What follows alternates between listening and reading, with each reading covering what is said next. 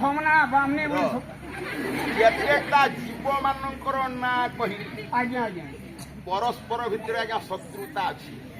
ଏଇଠି ଯଦି ସେମାନଙ୍କୁ ଛାଡି ଦିଆଯାଏ କୃଷକକୁ ଖାଇବା ପାଇଁ କି ଆଜ୍ଞା ସିଂହ ଗୋଡେଇବ ଗୋଡେଇବ ନା ପୁରା ପୁରା ହେଁ ଆଚ୍ଛା ତାପରେ ସାପକୁ ଖାଇବା ପାଇଁ ମୟୁର ଗୋଡେଇବ ଆଉ ଗଣେଶଙ୍କର ବାହନ ମୂଷାକୁ ଖାଇବାକୁ କିଏ ଦୌଡ଼ିବ ବିଲେଇ ବିଲେଇ ପରସ୍ପର ଖାଦ୍ୟ ଖାଦକର ସମ୍ପର୍କ ଆଜ୍ଞା କିନ୍ତୁ ସେଇ ଜାଗାରେ ସେ ମହାଦେବଙ୍କର ଯୋଉ କୈଳାସ ସେ ଜାଗାରେ ସେମାନେ କିଛି ବ୍ୟକ୍ତି କିମ୍ବା ପରସ୍ପର ଭିତରେ ହିଂସା କରୁଛନ୍ତି। ଗୋଟିଏ ଘାଟରେ ପାଣି ପିଅନ୍ତି ଗୋଟିଏ ଘରେ ଶୁଅନ୍ତି ଗାଧନ୍ତି ଆଉ ଗୋଟେ ଲଟିନ୍ ଝାଡ଼ା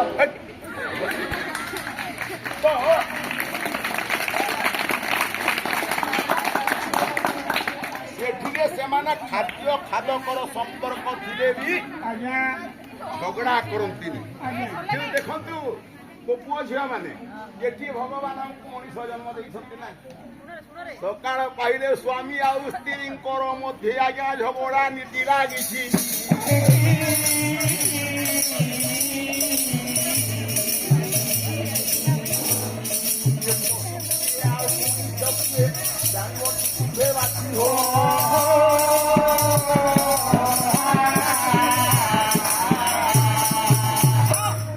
ସେମାନେ ମଣିଷ ନା ସକାଳ ପାଇଲେ ସ୍ୱାମୀ ସ୍ତ୍ରୀ ଭିତରେ ଝଗଡ଼ା ହଉଥିବା ଲୋକଟା ମଣିଷ।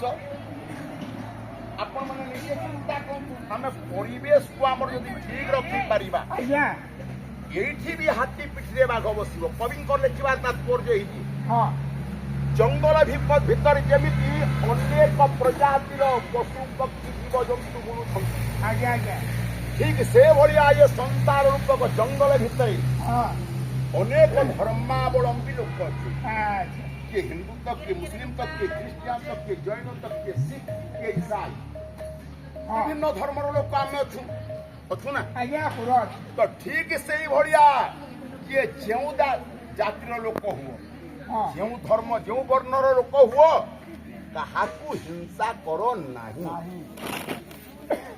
କବିଙ୍କର ଲେଖିବା ଏଇଥିପାଇଁ ଲେଖିଛି ହାତୀ ପିଠିରେ ବାଘ ବସିଛି। ଆଜ୍ଞା ତେଣୁ ହିଂସାକୁ ଦୂରୀଭୂତ କରନ୍ତୁ ଭଗବାନଙ୍କ ପ୍ରତି ଆସକ୍ତ ହୁଅନ୍ତୁ ଭଗବାନଙ୍କର ନୀତି ପ୍ରତି ଧ୍ୟାନ କରନ୍ତୁ। ଭଗବାନ କିଏ ମୁଇଁ ହଉ ତମେ ନା ଭଗବାନ ତମେ ନାଟା ଭଗବାନ। ଆଚ୍ଛା ଆମେ ଭଗବାନ କହିଲେ ଆଜ୍ଞା ଧରନ୍ତୁ କିଏ କୃଷ୍ଣ